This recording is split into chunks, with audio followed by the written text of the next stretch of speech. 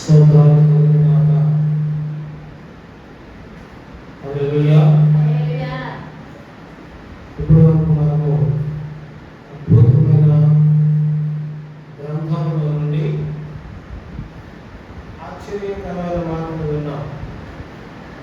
అవును, దైవజనుడైన మోషేతో ప్రభువు అన్నాడు, తండ్రి మోషే నిలబడు, నువ్వేమి కంగారపడలేదు, నువ్వు అధైర్యపడక్కర్లేదు, నేను నీలో ఉంటాను, నీలో ఉండి నీతో మాట్లాడిస్తాను. ఏం మాట్లాడాలో ఏమి చెప్పాలో అందుకేమి ఆలోచించాల్సిన పని లేదు.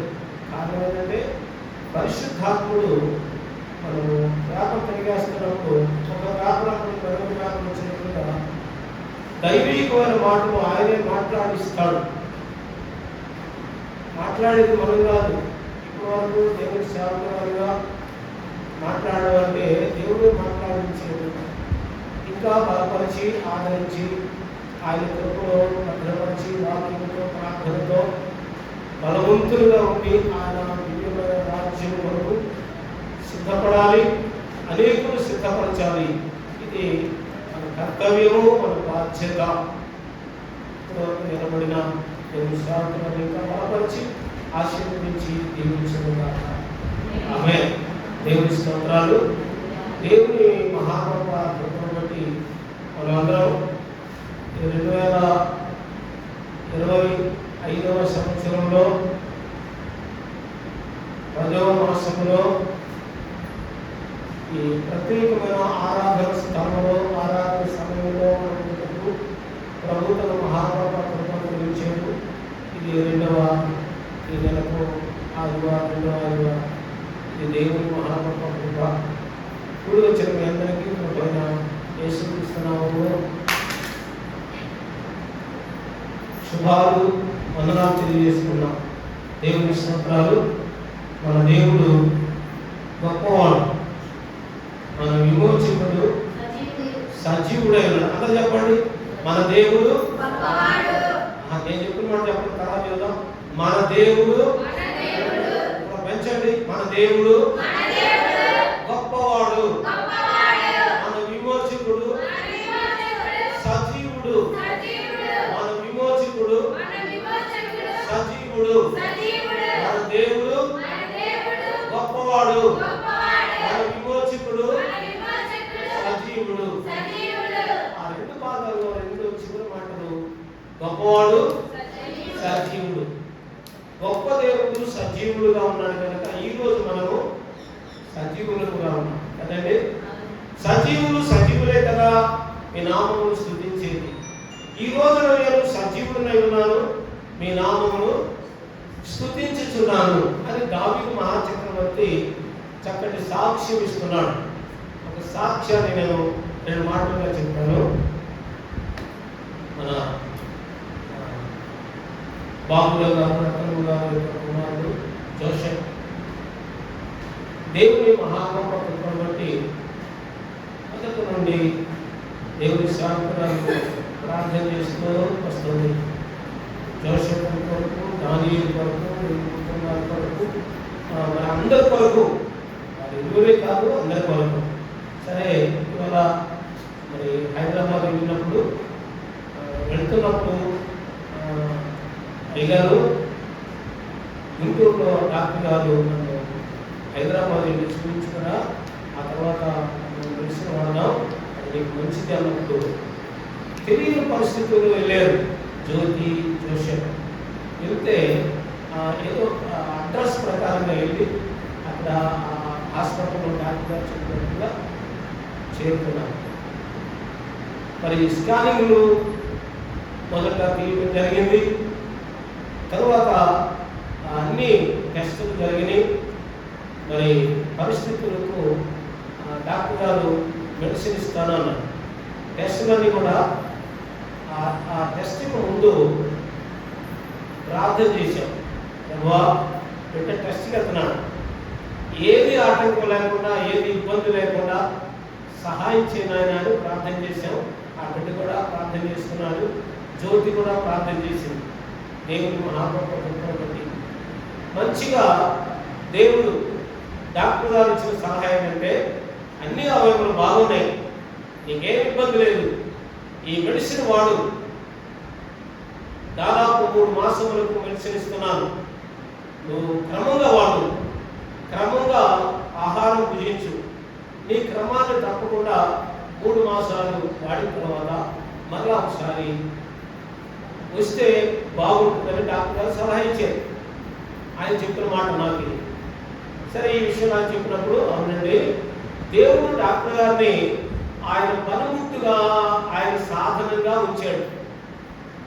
నమ్ము, నీకు దేవుడు ఏ ఇబ్బంది జరగకుండా చేయడానికి ఆయన సమర్థుడు. మెడిసిన్ ద్వారా దేవుడు నీకు సహాయం చేసాడు, నువ్వు నమ్మయ్యా. పౌలు మొక్కనాటెను, అపోలో నీళ్లు పోసెను, దేవుడు దానిని వృద్ధి చేసెను. మీ అందరికీ తెలిసి ఉండాలి. పౌలు మొక్క నాటాడు. అవును, మనం మొక్క నాటుతాం, ఏదో ఒక మొక్క తీసుకొచ్చి మొక్క నాటిన తర్వాత ఇంట్లో యజమానులు మొక్క నాటితే యజమానులు వాళ్ళు ఏం చేయాలి? ప్రతిరోజు మర్చిపోకుండా పసిపిల్లలకు పాలు ఇచ్చినట్టుగా మొక్కకు నీళ్లు పోయాలి. పౌలు బాధ్యత మొక్క నాటడం, అపోలో బాధ్యత నీళ్లు పోయటం, దాన్ని పెంచే బాధ్యత ఆకాశమందున్న దేవుడు. ఓకే, ఇప్పుడు బాధగా బలహీనతగా ఉంది. డాక్టర్ గారి దగ్గరికి వెళ్ళినప్పుడు డాక్టర్ గారు మరి సలహా ఇచ్చారు.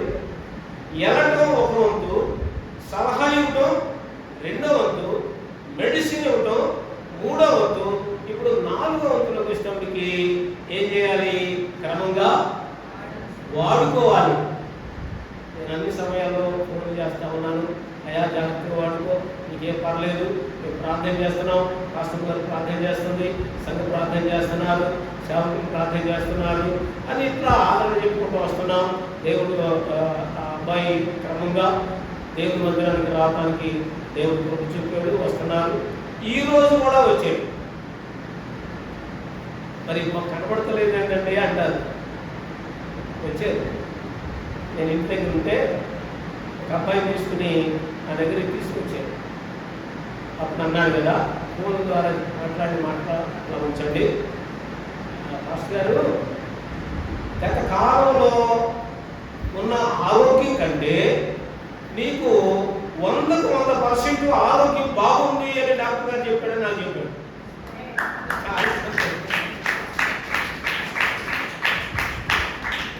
తెలియనటువంటి వారు ఏమనుకుంటారు, ఏమో ఎలా ఉందో ఏంటో అవి మనకు.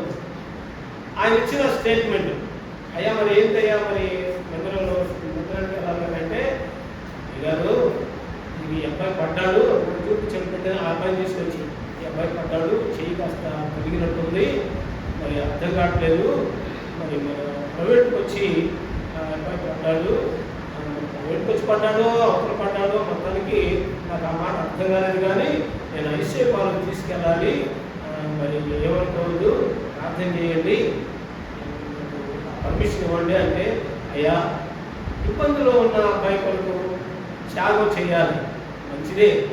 నువ్వు అక్కడి నుండే అటు నుండే వెళ్లకుండా దేవుని సన్నిధికి వచ్చావు, చాలా సంతోషం, ప్రార్థన చేద్దాం. ఆ అబ్బాయి కూడా నీవు మరి సకాలంలో వెళ్ళకపోతే అది అనుకూలించబడదు, వెంటనే కప్పేయకపోతే అది అనుకూలించబడదు. వాస్తవమే, నువ్వు తీసుకున్న నిర్ణయం బాగుందయ్యా అని ఇరువురికి ప్రార్థన చేశాను. చెయ్యి దెబ్బతగిలి కాడ సిలువు తీసి ప్రార్థన చేశాను, జోసెఫ్ కూడా ప్రార్థన చేశాను. ఈ ప్రార్థన ముగింపులో అన్నాడు, ఆరోగ్యం బాగుందండి, మంచిగా ఆహారం భుజిస్తున్నానండి, మంచిగా మెడిసిన్ ఇచ్చానండి, ఈ మెడిసిన్ క్రమంగా వాడమని చెప్పి డాక్టర్ గారు చెప్పారండి, అంతా బాగుందండి, జ్యోతి కూడా సంతోషించిందండి డాక్టర్ గారు ఇచ్చిన సలహాకి అదే అది మాటలు చెప్పడం జరిగింది, ప్రార్థన చేయడం జరిగింది. నా బిడ్డ ఈ అబ్బాయిని ఐసీఐ పాలకు తీసుకెళ్ళాడు. అందుకనే మీకు ఎంత భాగంలో కనపడతలా. మీరు అనుకోవచ్చు, కనపడతలేదు ఏంటి, మాస్టర్ గారు చెప్తున్నాడు కానీ కనపడలేదు. ఇది జరిగింది.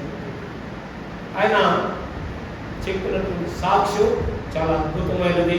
మీరందరూ కూడా మరి ఆ ఇద్దరు బ్రదర్స్ మనం కొరకు ప్రార్థన చేయండి. దేవుని కృపను బట్టి బిడ్డ మరి ఇంతకుముందు అయితే పరిపూర్ణత లేదు, కానీ పరిపూర్ణమైన నిర్ణయం తీసుకున్నాడు జోసెఫ్. మనలో కూడా పరిపూర్ణమైన నిర్ణయం తీసుకోవాలి.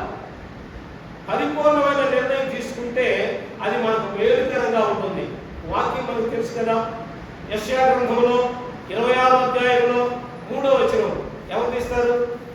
యెషయా గ్రంథం ఎవని మనస్సు నీ మీద ఆనుకొనునో వారిని పూర్ణ శాంతి గలవారిగా కాపాడు. పూర్ణ శాంతి గలవారిగా కాపాడు. ఏమైనా అతడు అంత చెప్పండి, మీరు వాయిస్ రాలా. ఎవని మనస్సు నీ మీద ఆనుకొనునో వారిని పూర్ణ శాంతి గలవారిగా, ఏ శాంతి అంట? పూర్ణ శాంతి గలవారిగా కాపాడు. తర్వాత ఏమైనా అతడు నీ యందు విశ్వాసం ఉంచి ఉన్నాడు కనుక. దేవుని స్తోత్రం. ఈ వాక్యాన్ని మన హృదయంలో భద్రం చేసుకుందాం. వాక్యం మనల్ని బ్రతికిస్తుంది. వాక్యంలో జీవం ఉన్నది. వాక్యము బలమైనది. వాక్యము మన పాదములకు, గట్టిగా చెప్పండి, మన పాదములకు దీపమును, మన త్రోవకు వెలుగై ఉన్నది. ఎలుగును అయి ఉన్నది. దీపము వెలుగు. దీపం వేస్తుందండి, దీపం వేస్తుంది, వెలిగిస్తుంది. క్యాండిల్ వెలిగించండి, వెలిగిస్తుంది. వెలిగించిన ముందు అంత చీకటిగా ఉంటుంది. వాక్యము మన హృదయంలో భద్రం చేసుకుంటే దేవుడు మనల్ని వెలిగిస్తాడు. ఇక్కడ అన్నాడు, ఎవరైనా కావచ్చు. ఇక్కడ జాతి మత కుల విశేషణ ఏమీ లేదు. గ్రామంలో ఉన్నవారు ఎవరైనా సరే, పంచాయతీలో ఉన్నవారు ఎవరైనా సరే, మండలంలో ఉన్నవారు ఎవరైనా సరే, జిల్లాలో, రాష్ట్రంలో, దేశంలో, ప్రపంచంలో ఎవరైనా సరే, ఎవరి మనస్సు నీ మీద ఆనుకొనును. మన మనసు ఏం చేయాలంట? మళ్ళీ చెప్పలా, గట్టిగా చెప్పలేకపోతున్నారు. మన మనస్సు దేవుని మీద ఆనుకోవాలి. పూర్ణ శాంతి. ఏ శాంతి అంట? అన్న ఉంది. ప్రార్థనలో ప్రార్థన జీవితం ఉంది, ఆత్మీయత ఉంది, బాగానే ఉంది. ఆమె ఒక నిర్ణయం తీసుకుంది. ఏ నిర్ణయం అంట? నా దేవుని దగ్గర నేను పట్టుదలగా ప్రార్థించుకోవాలి. నా దేవుని దగ్గర నుండి జవాబు వచ్చేంత వరకు నేను వెతకాలి, మనవి చేసుకోవాలి అని ప్రార్థన చేసినప్పుడు దేవుడు ఏం చేశాడంట? ఆమె మనసు దేవుడి మీద ఆనుకున్నప్పుడు దేవుడు ఏం చేశాడు? ఓకే ఓకే ఓకే, నీ ప్రార్థన నేను విన్నాను. నేను కాదండి, ప్రభు అంటున్నాడు, నీ ప్రార్థన నేను విన్నాను. నీవు అడిగినట్టుగా నీకు అనుగ్రహిస్తున్నాను, ప్రసాదిస్తున్నాను అని దేవుడు చెప్పాడు. దేవుని మాట నిరర్థకము కానేరదు కదండి. దేవుని మాట మనం ఏది చెప్తే అదే జరుగుతుంది కనుక దేవుని కృపను బట్టి మనమందరం కూడా ప్రభు మీద ఆనుకుంటాం. ఆనుకోవటం అంటే ఒక సమర్పణ, ఒక ప్రతిష్టత. ఈ ప్రతిష్టతలో నుండి మనము కుడికి కానీ చెమటల కుడి తర్వాత ఏముంది? కుడి తర్వాత ఏముందంటే కుడి చెయ్యి తర్వాత ఏ చెయ్యి ఉంది? ప్రభు అంటున్నాడు, నీవు కుడికి కానీ ఎడమకు కానీ తిరగవద్దు. విశ్వాసములకు కర్తయు దాన్ని కొనసాగించేవాడునైనా యేసు వైపు చూచుచు ఈ పందెపు రంగంలో ఓపికతో పరిగెత్తు. ఓపికతో పరిగెత్తితే జయము. జయమే జయము, అపజయము లేదు. జయమే జయము, అపజయము లేదు. దేవునికి మహిమ కలుగును గాక. హల్లెలూయా. మనం జయం పొందాలంటే మనము ఒక ప్రత్యేకమైన నిర్ణయము తీసుకోవాలి. దేవుని కృపను బట్టి, దేవుని దయను బట్టి, దేవుని వాత్సల్యమును బట్టి మనము ఒక చేసుకుంటామో తప్పనిసరిగా దేవుడు సహాయం చేస్తాడు. ఆయన సహాయం చేయడానికి సమర్థుడు. ఏ సహాయం లేక వాక్యం మర్చిపోయారా? ఏ సహాయం లేక నిస్సహాయ స్థితిలో ఉన్న వారికి దేవుడే సహాయకుడు. దేవుని స్తోత్రం. ఒకప్పుడు టైంలో దావీదు నాశనకరమైన గుంటలో పడిపోవడం అనేది సహజ లక్షణం. పడిపోయిన దావీదు అలాగే ఊరుకోలేదు. ఏం చేశాడు? అది దొంగ ఊపి అంట, జిగట కలిగిన దొంగ ఊపి. దాన్ని వివరించాలంటే ఒక పాదం బయటికి తీస్తే రెండో పాదము చేయండి, రెండో పాదము దిగిపోతుంది. ఆ రెండో పాదాన్ని బయటికి తీస్తే మొదటి పాదం దిగిపోతుంది. ఇట్లా దిగిపోవడమే సరిపోతుంది కానీ పైకి ఎక్కడం అనేది లేనే లేదు. అప్పుడేం చేశాడు? దేవుడికి మొదలుపెట్టాడు. దేవా, నేను దిగట గల దొంగ ఊపిలో దిగిపోయాను, నన్ను లేవలేదయ్యా, నాకు సహాయం చేయ్యా, నీ కృప నాకు తోడుగా బయటికి తిన్నాయన అని ప్రార్థన చేశాడు. ఆ ప్రార్థన ఎవరన్నారు? దేవుడు అన్నాడు. మనం చదువుకోలేదు కానీ చదువుకుంటే అక్కడే ఉంటుంది. ఆయన అంటాడు, జిగట గల దొంగ ఊపిలో నుండి ఆయన నన్ను పైకెత్తాను అంటే బయటికి తీశాను.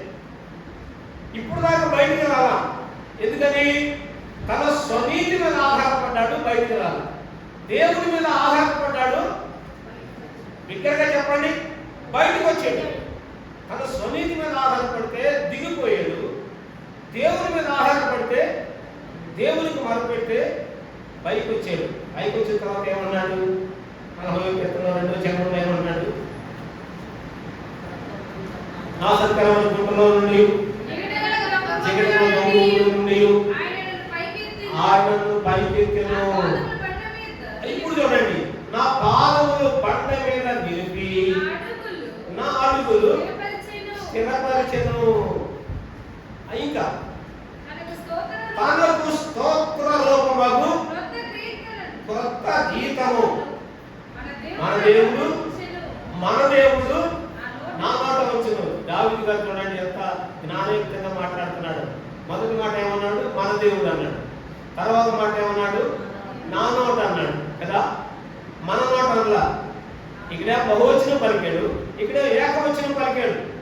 అక్కడ కూడా నేను దేవునితో, మనం కూడా దేవునితో అలా నడుచుకోవడానికి మనము కృప, దయ, కరుణ మనందరం మనం పొందుకుందాం. 49వ కీర్తనలో 15వ చరణంలో చదువుకుంటే 15వ వచనం యెషయా గ్రంథం 49వ అధ్యాయము 15వ వచనం. స్త్రీ తన గర్భమున పుట్టిన బిడ్డను కరుణింపకుండా తన చంటి పిల్లను మరుచున. స్త్రీని వర్ణిస్తున్నాడు. స్త్రీ ఏమండి, తండ్రి ఉన్నాడు అనుకోండి, బిడ్డ కొరకు అంత ప్రయాస పడలేడు కూడా. ఏదో తను చేసే బాధ్యత, తన పని కనుక్కోండి, తన బాధ్యత కనుక్కోండి. తల్లికి మాత్రం పెద్ద బాధ్యత పెట్టాడు. గర్భంలో శిశువు పెరగాలి. ఎన్ని ఇబ్బందులు అంటారు, ఎంత బాధ అంటారు. అందరూ బిడ్డలు తల్లిలే. తర్వాత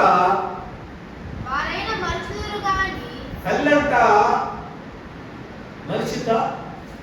మరను.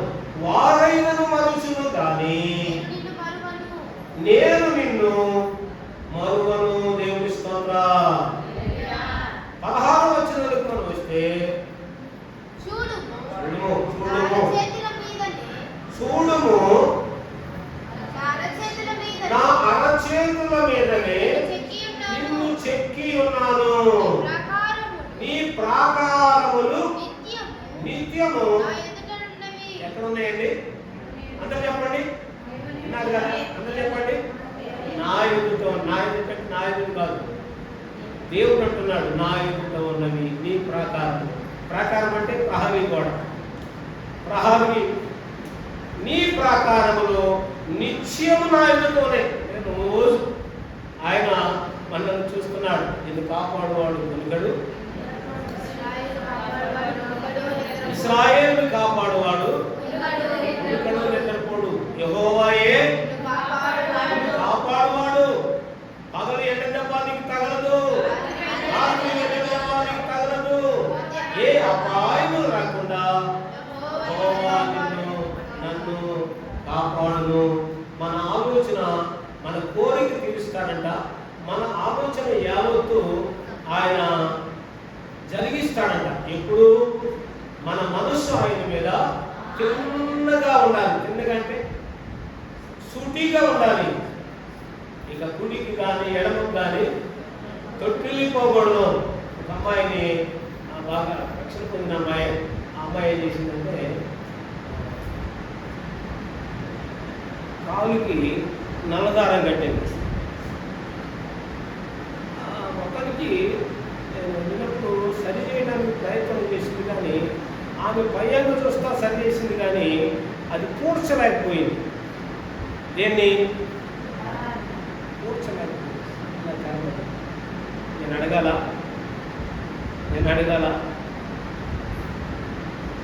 నేను అడిగి ఆమెను దూరం చేసుకుంటాను. నేను అడిగానంటే ఆమె నాతో పడదు. చూశాను, ప్రార్థన చేయమంటే ప్రార్థన చేశాను, ప్రార్థనలో పెట్టాను. నాకు వ్యక్తిగతంగా కాకుండా ప్రార్థనలో పెట్టాను.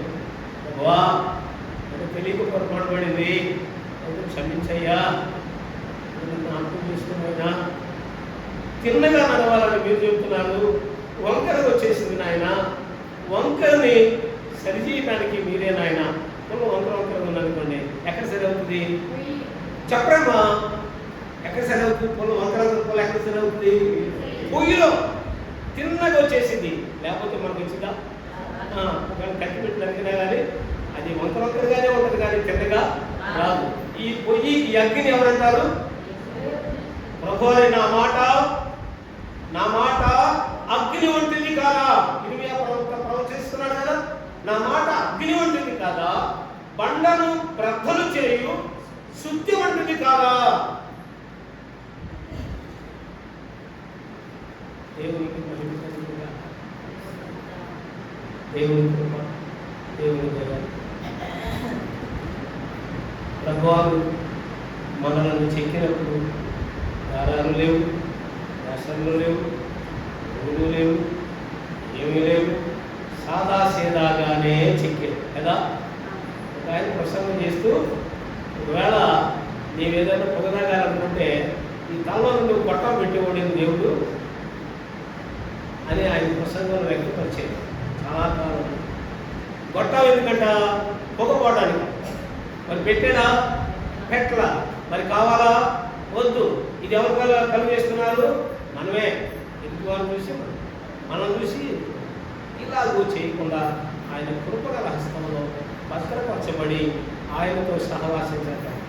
మీరు చూడండి, వచ్చి చూడండి, ఇచ్చి చూడండి, అడిగి చూడండి, స్థిరముగా నిలబడి చూడండి. స్థిరముగా నిలబడండి. అబ్రహాము నిలబడ్డాడు. ఎన్ని సంవత్సరాలు నిలబడ్డాడు? 75 సంవత్సరాల వయసులో దేవుడు మాట్లాడాడు. 100 సంవత్సరాల వరకు దేవుడు కాముగా ఉన్నాడు. ఈ లోపల అబ్రహాము స్టాండీగా నిలబడ్డాడు.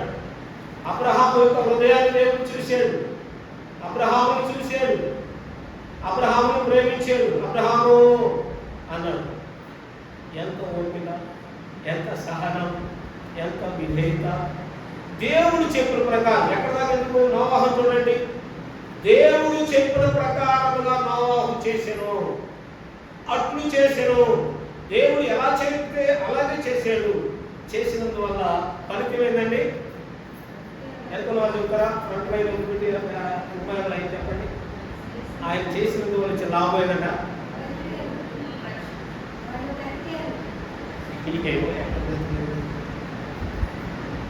ఆకాశ తూములు ఇప్పబడ్డాయి, భూమి యొక్క తూములు ఇప్పబడ్డాయి, జల ప్రళయం మహా తీక్షణంగా వచ్చేసింది. మోకాళ్ళ వరకు వచ్చింది, మొల వరకు వచ్చింది, భుజాల వరకు వచ్చింది, తల దాటిపోయింది. భూప్రపంచం అంతా కూడా ఎట్లా ఉందండి? అందరూ డెడ్ బాడీని ఏడ్చేవాళ్ళు ఉన్నారా? నోవాహు కుటుంబం బయట ఉన్నారా? నో. వారు దేవుడు నమ్మారు, అట్లు చేశారు, దేవుడు చెప్పిన ప్రకారం చేశారు కనుక అరారాతు ప్రపంచంలో అరారాతు పర్వతం మీద 15 మూరల ఎత్తున ఆ వాడ అక్కడికి వెళ్ళాను. అరారాతు పర్వతం మీద 15 మూరలు. నేను మైకులో పబ్లిక్ చెబుతున్నాను అంటే ఇది కేవలం వాస్తవంగా జరిగిన సంఘటన. అక్కడ ఉంది. మరి ప్రపంచం అంతా ఎక్కడంటే అందరూ చనిపోయారు కదా అంటే నోవాహుకి 3 కుమారులు చెప్తారా? షేము, హాము, యాఫెత్. వారికి భార్యలు. ఈ ముగ్గురు ఆ ముగ్గురు 6. నోవాహు భార్య 2. 6, 2, 8. 80 మాత్రమే వాళ్ళు ఉన్నారు. ఆ 3 కుమారుల నుండి వచ్చింది ఈ ప్రపంచము. నన్ను వారు సాధ్యం స్తోత్రం చెప్తుంది. తిన్నగా నడుచుకుందా. దేవుడు మహాగొప్ప దేవుడు. మనందరూ ప్రార్థన ఆలపించి దోషకు జ్ఞాపకం చేస్తున్నాడు. ఈరోజు నేను సాక్ష్యం అనుకున్నానండి, కానీ పరిస్థితుల్లో ఉంది అని చెప్పాను. ఉచితమైతే వచ్చేవాళ్ళు ఉంటారు. దేవాలయ కృప సమృద్ధిగా వచ్చి నడిపించి సహాయం చేయను కాక. ఆమేన్.